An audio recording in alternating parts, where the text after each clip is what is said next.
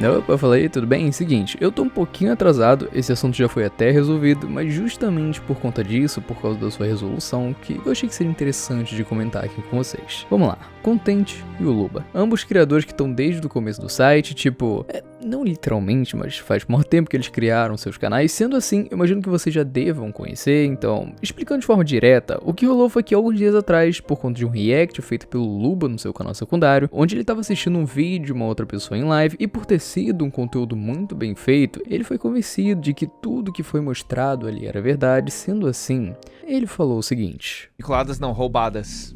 Roubadas, porque ele estava usando comercialmente. Aquilo ali é um uso comercial. Ele infringiu os direitos autorais. Olha só.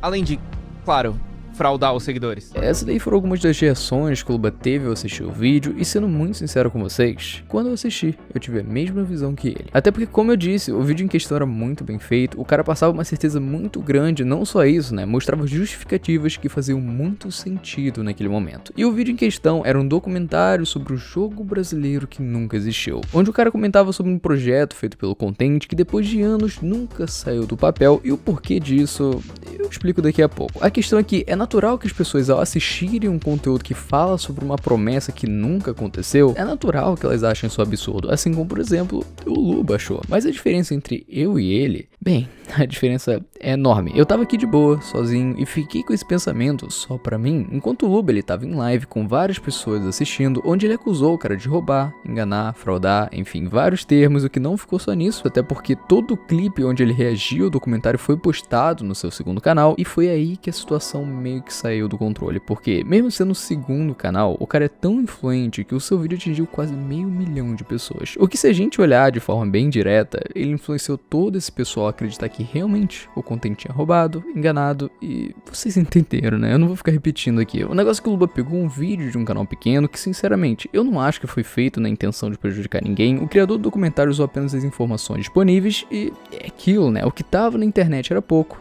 e esse pouco só eram coisas ruins, o que foi consequência direta do fato de que o próprio Contente, uns anos atrás, apagou muitos vídeos do seu canal por conta de strikes. Então qualquer conteúdo que mencionasse esse tal projeto acabou meio desaparecendo. Sendo assim, mesmo que o Luba esteja errado em acusar o cara ao vivo e que tenha sido feito um documentário mostrando o caso como se o Contente fosse um golpista, o motivo disso tudo acontecer é a consequência das poucas informações que induziam a esse pensamento, e não porque eles queriam ferrar o cara, e pelo menos, né, pelo menos é isso que eu acredito. Mesmo deixando isso claro, a gente não pode negar que acusar alguém assim é pedir pra arranjar problema. E pior do que isso, né, foi ele ter postado todo o trecho no seu canal, até porque eu consigo entender perfeitamente ele não percebeu o problema que poderia gerar enquanto ele tá em live. Mas cara, se ele postou, tipo, eu não sei se é ele que gerencia os vídeos desse canal, mas se foi permitido o envio de um conteúdo onde ele acusa alguém de vários crimes mais de uma vez, não ia dar bom, cara. Se antes existia a chance de dar problema, aqui ele confirmou toda a situação. Porque se tudo isso aconteceu ao vivo, na live, quem assistiu não tem o que fazer, mas é um público muito menor se comparado ao público comum do seu canal secundário. Só que, vamos lá, eu falei, mas eu ainda não disse o motivo por trás de tudo isso. Seguinte, lembra daquele documentário que eu mencionei antes sobre tal jogo que nunca existiu? Então, a questão é que o jogo nunca existiu porque a meta para ele acontecer nunca foi atingida. Só que não só isso, mas o dinheiro recebido não era somente com a intenção de criar o jogo. A ideia nunca foi um financiamento coletivo, como é feito no Kickstarter ou no Catarse, onde todo o dinheiro é usado única e exclusivamente para o desenvolvimento do projeto apresentado. A ideia aqui era um Patreon, que pra quem não conhece é a mesma coisa que o Seja Membro no YouTube. A diferença é que lá as recompensas não são por quanto você paga, mas sim sobre o valor absoluto recebido por mês, onde o intuito era apoiar o Contente financeiramente para dar suporte ao trabalho dele, onde existiam recompensas como ser mencionado em vídeos, participar de sorteios de jogos no final do mês, ter o contato do cara para poder conversar, e entre várias outras. A mais alta era de criar um trailer live action sobre um conceito de um jogo baseado no apocalipse bíblico. E sim, esse daí foi o jogo que nunca existiu, um trailer live action que nunca teve sua meta alcançada. Sendo esse o caso, não existe motivo para cobrar do Contente sobre o jogo, até porque a ideia nem mesmo era desenvolver um, e sim apresentar um conceito em alguma BGS para talvez levar isso adiante, o que na boa é uma ideia bem difícil de se acontecer. Então imagina você assistindo um documentário levando em consideração ser um jogo, não um trailer live action, onde a meta para começar a desenvolver era de $2.000 por mês, um dinheiro que não paga nem ao menos o salário de uma equipe pequena de desenvolvedores, seguidores, enfim, a conta não fechava. Tudo parecia ser absurdo, tinha uma print dizendo que caso não tivesse cartão de crédito poderia ser usado dos pais, um papo muito estranho. A narrativa mostrava o Contente como um golpista. Tudo isso porque as informações sobre o caso foram apagadas ao longo do tempo, sobrando só coisa ruim. Então é óbvio que uma reação como a do Luba já era esperada. A questão aqui é que ele não só reagiu assim, mas mostrou essa história para quase 500 mil de pessoas, o que obviamente teve consequências. Muitos começaram a ameaçar o Contente e a família dele, foi gerado um hate absurdo pra cima do cara, até porque, como eu falei, tudo se encaixava, parecia realmente se tratar de um golpe, até então ele postou um vídeo de 52 minutos explicando cada detalhe.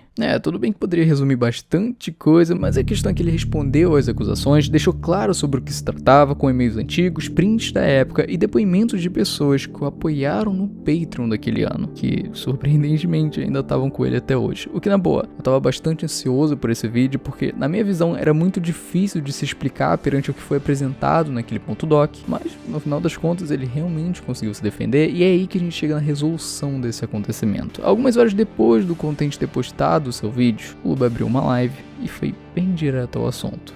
Chat, vocês me ouvem bem? Eu abri live meio correndo, então não sei se tá tudo certo. Eu vou pausar um pouquinho os alertas, só pra eu não me distrair muito pra falar sobre o que eu quero falar com vocês agora. Eu ia gravar um vídeo sobre isso, só que eu acho que se eu fizer em live vai ser...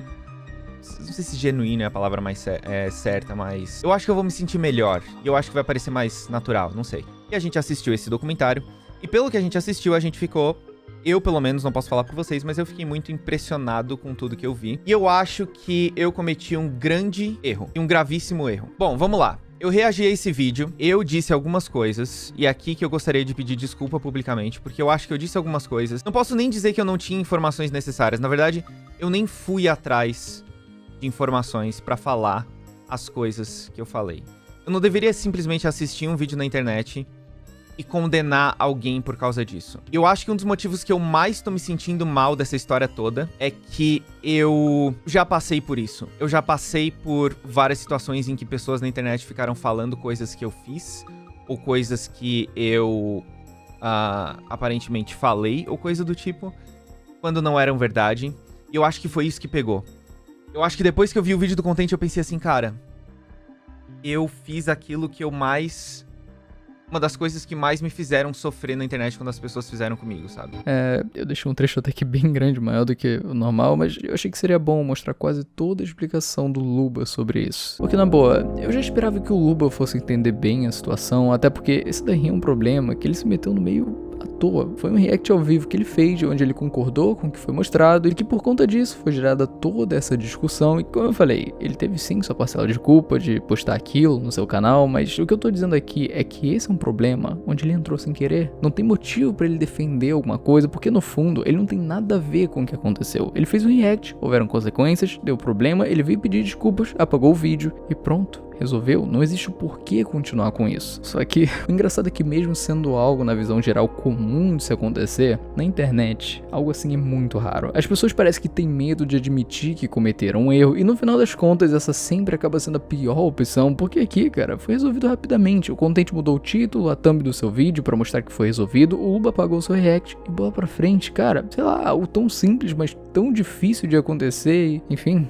Eu achei que seria interessante compartilhar com vocês essa história, até porque não é todo dia que as coisas se resolvem de uma forma boa. Normalmente é sempre o contrário. Bem, de qualquer forma, tá bem tarde, eu tô cheio de sono, e no mais é isso. Meu canal de opinião, eu tô aqui pra dividir ela com vocês. Muito obrigado por me ouvir até aqui, e abraço.